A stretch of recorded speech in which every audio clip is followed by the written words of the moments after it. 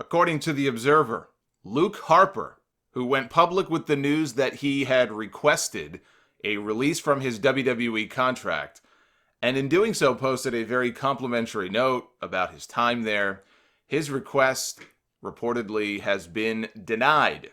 And not only has it been denied, they've tacked on another 6 months to his contract for the time he missed with his wrist surgery. So that would keep him locked up until right before next year's WrestleMania.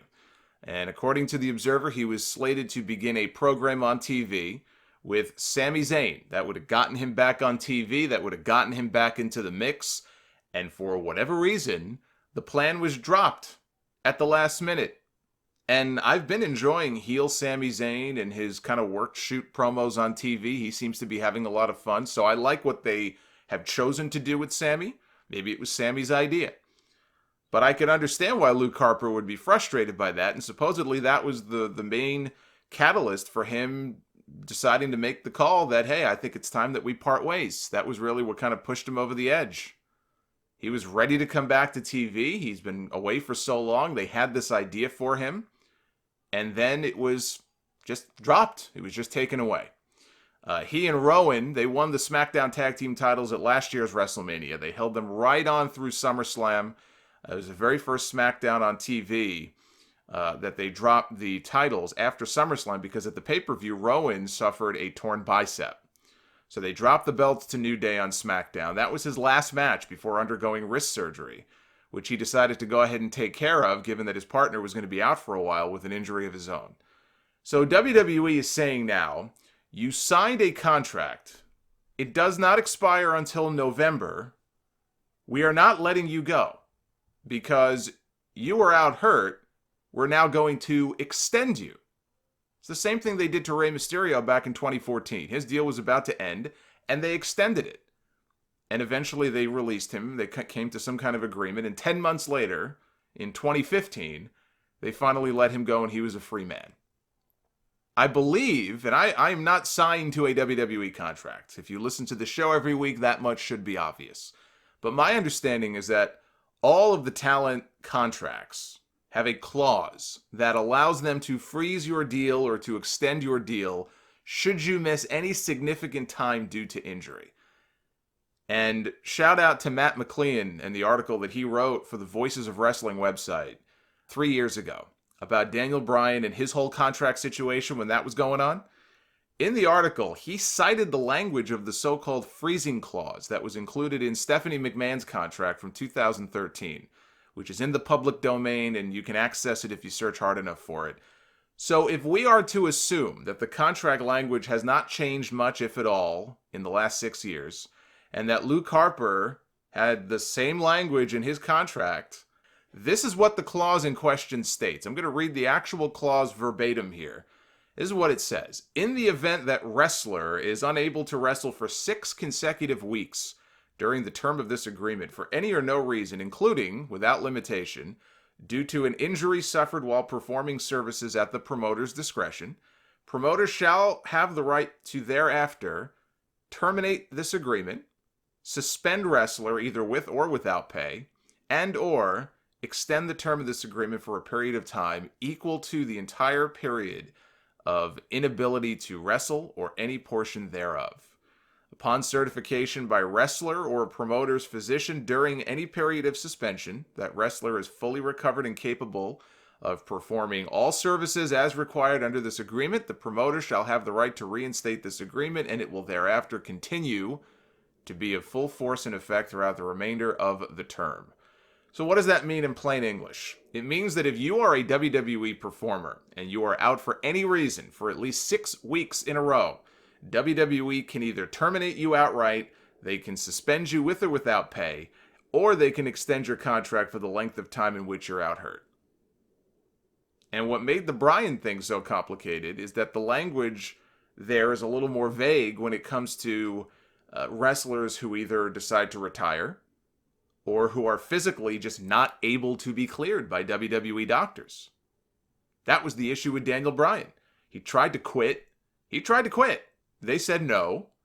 He came back as the SmackDown GM instead because they wouldn't clear him to wrestle. He would have wrestled the next day if they would let him, and they wouldn't clear him. So they made him the GM on TV.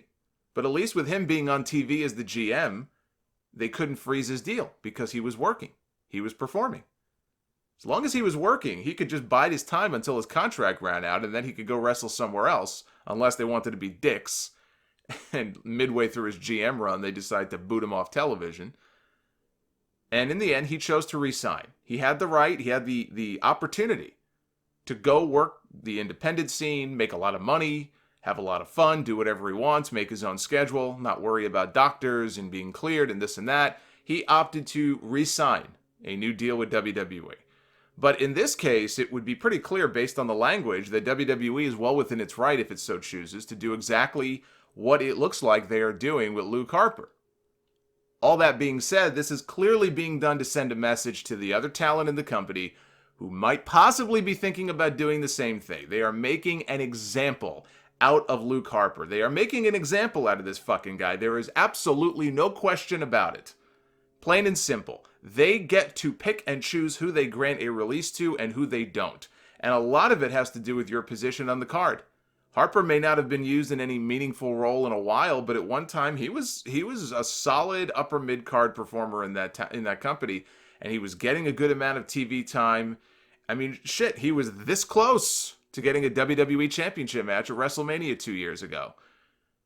And, you know, doing all the stuff he did with the Wyatt family and all the TV time at one time that they had.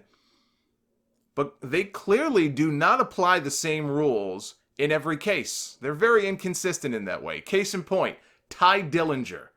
Nobody is going to mistake Ty Dillinger for being a big name on the SmackDown roster.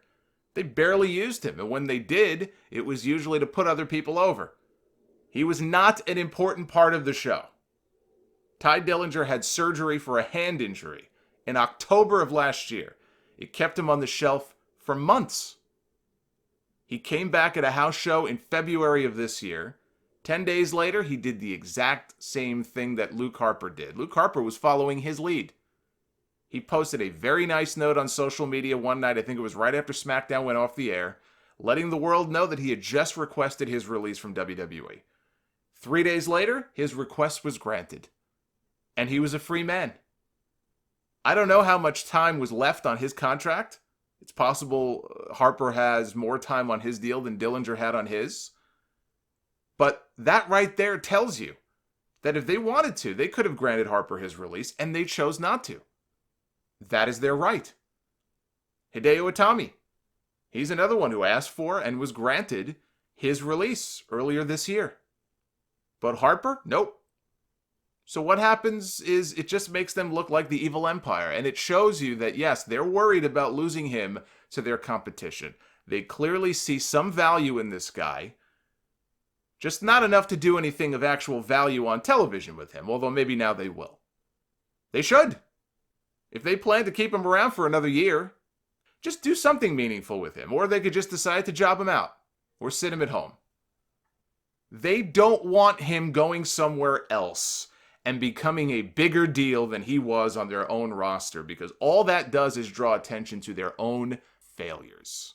Their own creative failures.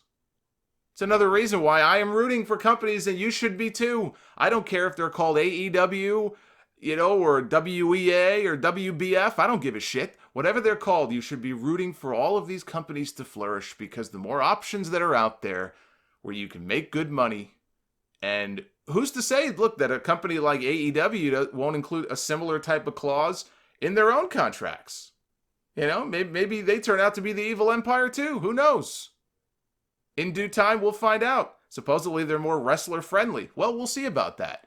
That sounds great, but let's put things into practice and see how wrestler-friendly they really are. But to have another option, if you're a wrestler, an option where not only you can make good money, but there's good exposure, good television exposure, maybe guys won't be so quick to just sign with WWE just because of who they are.